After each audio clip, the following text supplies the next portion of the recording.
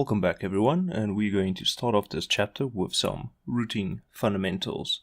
So as we should be aware of by now is that the goal of a router is getting from one network to another network. And I'm now going to explain all the different types of how we can get that to happen. But first you need to understand some basics of how routing occurs. Now a router should have an interface in each network, so it needs to have an IP address of that network on that interface. So I'll show you now in a demonstration as well. So if I open up my GNS3 here, let's just get out a simpler view. Give it a second to load.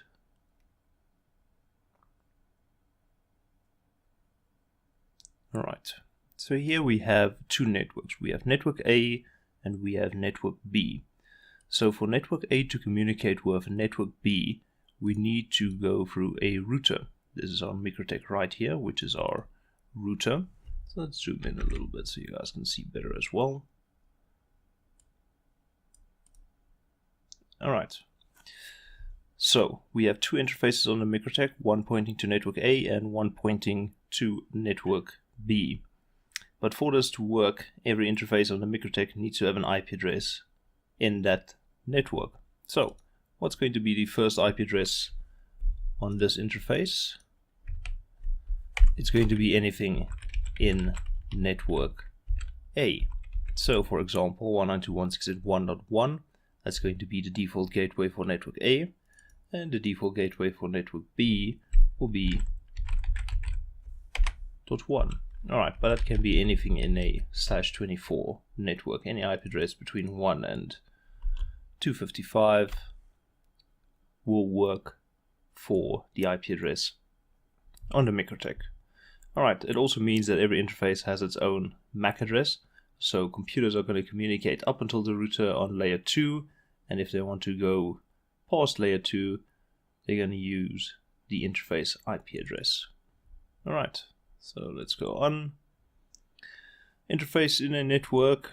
If an IP address is assigned to an interface, a route will be added for that network point out of that interface.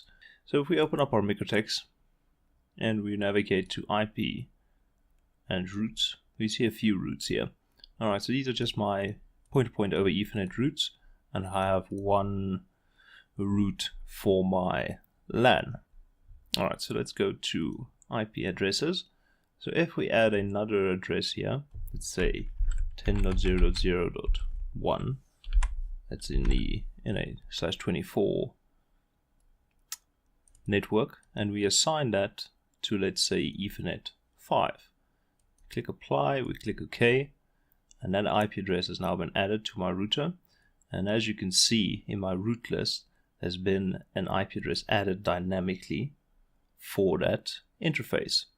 Alright, and again with the flags, it's dynamic, it is currently active, and it is connected. Alright, so what do we have next? Static routing, adding routes manually out of a desired interface or specifying a specific interface. So if you don't want the dynamic route added, that's bad luck, because you can't remove the dynamic routes. They are automatically added. But you can add more specific routes in, let's say, that subnet if you wanted to. But it's more in the sense for if we have another chain network around here somewhere. So let's say we put in another Mikrotik around here.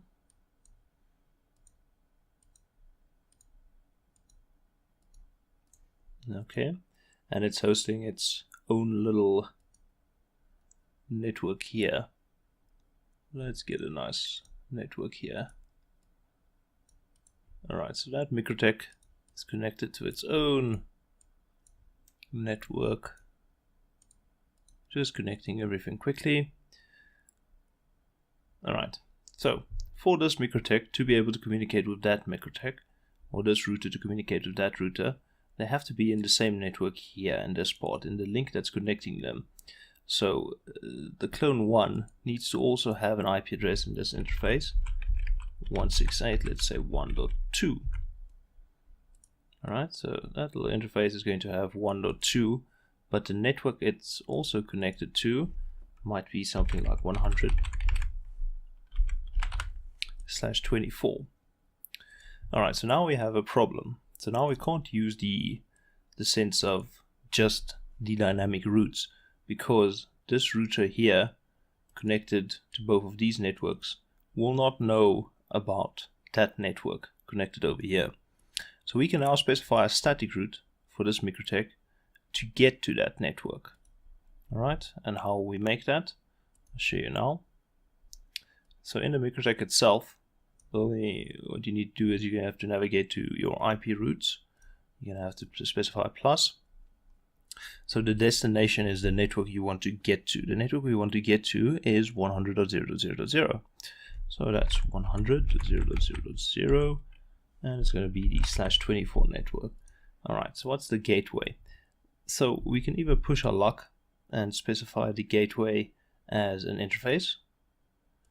Alright, so for any traffic that you want to get to that, it's just going to throw it out of that interface.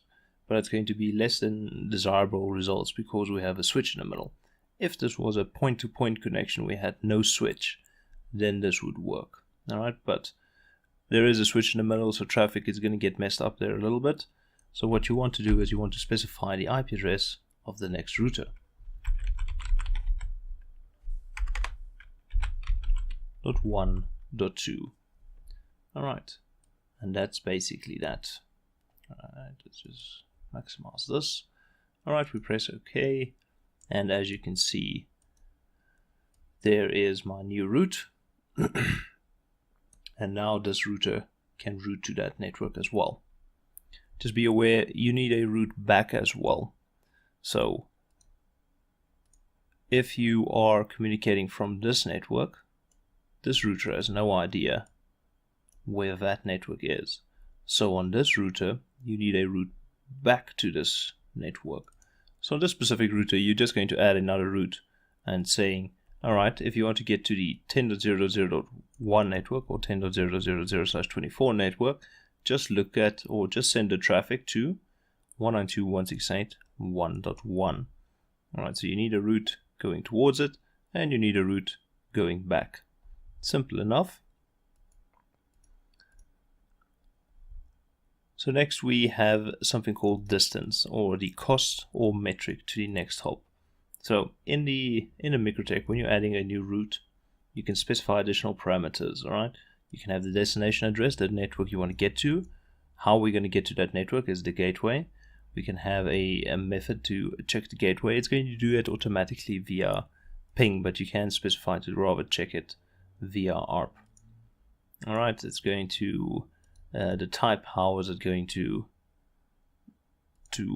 try and check if it's available. It's going to unicast ping.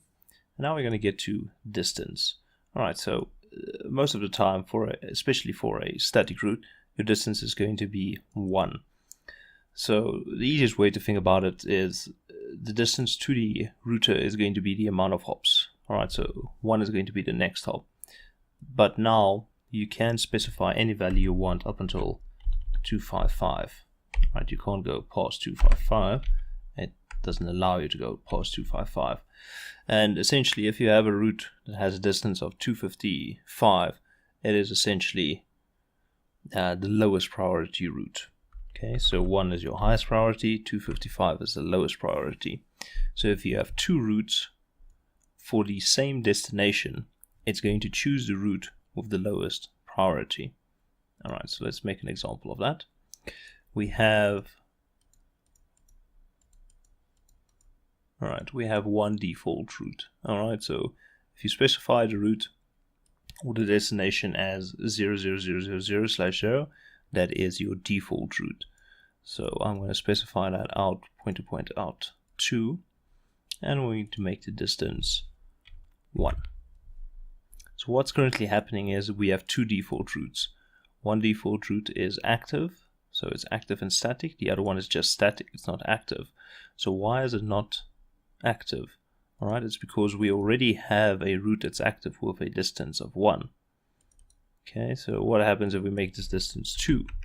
Well, it's still not going to be active because we already have one with a distance of 1. But if we change the first one's distance to, let's say, 3, what's going to happen is our second route that has a distance of 2 is going to become the preferred route. Alright, that's how you can play around with failover routes. So if our second route becomes unreachable, it's going to automatically swap back to our first route and vice versa. Alright, but you essentially can achieve the same task with just making them both distance 1. It's just going to be a little bit more unpredictable of which one is going to be active. Essentially the one that's first up is going to be active. Alright, so that's just your distance value. Alright, so regardless if you check the check gateway box or not, the router is always going to check the gateway for you and mark it as an unreachable route or a reachable route. So now we get to ECMP, our equal cost multiple path routing. So in our equal cost multiple path routing, as you can see here,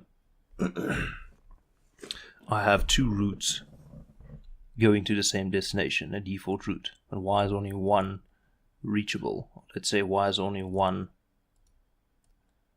going to be active? All right.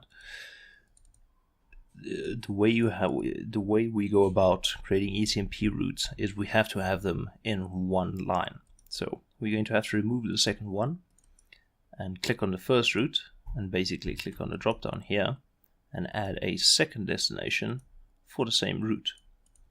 So if I press OK, now I have 2 destinations or 2 gateways for the same destination. And how is it going to choose to route the traffic between the 2? It works in a round robin fashion. So the first connection is going to go out PPOE out 2, and the second connection is going to go out 1, and so forth. So every new connection, it's going to round robin balance them. It's going to try and keep it 50-50. Alright, it's not the most effective way to load balance, but at least it's a way. Right, you can add more as well. You can load balance quite a few times.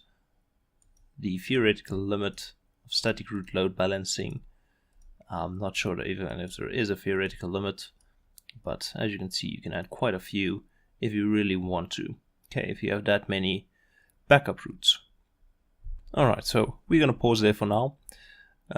In the next video, we're going to start looking at dynamic routing protocols. So what we did now was we looked at static routing protocols or static routes, and how we can modify them and how we can get some equal cost multiple path with static routes. Alright, see you guys in the next video.